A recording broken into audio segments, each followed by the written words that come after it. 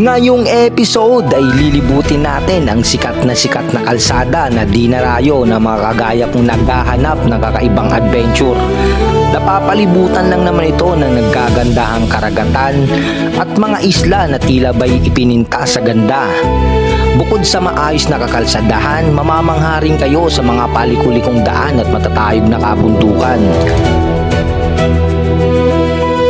Idagdag mo pa ang pagtawid sa iconic na Sula Bridge, pagbisita sa Cagraray Eco Energy Park ang paborito ng mga adventure seekers.